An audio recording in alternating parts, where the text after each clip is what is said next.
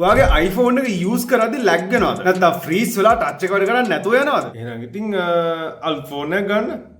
උඹට විහිළුවක් කළේ. ඒත් ඇත්තටම ඔයාගේ iPhone එකේ මෙහෙම වෙනවා නම් මම මේ දැන් කියන හේතු තුනෙන් එකක් හෝ කීපයක් හින්දා මෙහෙම වෙනවා වෙන්න පුළුවන්. ඒ වගේම මම මේකට විසඳුමක් කියන හින්දා මේ වීඩියෝ එක වෙනකම් බලන්න. පළවෙනි එක තමයි background එකේ එකපාර apps ගොඩක් run වෙන හින්දා RAM එක overload වීම. මේක fix කරන්න ඉස්සෙල්ලාම background එකේ run වෙන apps ඔක්කොම close කරලා දාන්න. දැන් settings වල general වල තියෙන background app refresh කියන option එකට ගිහිල්ලා ඒක off කරගන්න. මේව කරලා හරි ගියේ නැත්නම් ඔයාගේ iPhone එකට force restart එකක් දෙන්න. ඒක කරන්න ඔයා volume up button එක එකපාරක් press කරලා volume down button එක එකපාරක් press කරලා power button එක press කරගෙන ඉන්න Apple logo එක ආපහු එනකම්. දෙවෙනි එක තමයි ඔයාගේ iPhone එකේ storage full වෙන එක. ඔයාගේ iPhone එකේ සමහර apps use කරද්දී ඒකේ temporary data තියාගන්න storage එක use කරනවා. ඒත් ඔයාගේ storage එක full නම් ඒක හරියට වෙන්නේ නැහැ. ඒ නිසා app shutdown වෙන එක freeze වෙන එක වගේ වෙන්න පුළුවන්. මේකට ඉතින් කරන් තියෙන එක iCloud storage එක සල්ලි දීලා ගන්න වෙනවා. එහෙම නැත්නම් ඔයාගේ iPhone එකේ තියෙන data වෙන device එකකට transfer කරන්න වෙනවා. එහෙම නැත්නම් ඉතින් ඔයාගේ phone එකේ තියෙන අදාළ නැතිව delete කරලා storage එක ඉඩ හදා ගන්න තමයි වෙන්නේ. තුන්වෙනි හේතුව තමයි battery health එක අඩු වීම. ඔයාගේ iPhone එකේ battery health එක මේ වගේ 70 ගානක් එහෙම නැත්නම් ඊට වඩා අඩු වගේක් නම් තියෙන්නේ ඔයාගේ phone එක lag වෙන්න පුළුවන්. ඒකට ඉතින් තියෙන එකම විසඳුම තමයි පරණ battery replace කරලා අලුත් battery එකක් දාගන්න එක. ඉතින් මේක දැනගන්න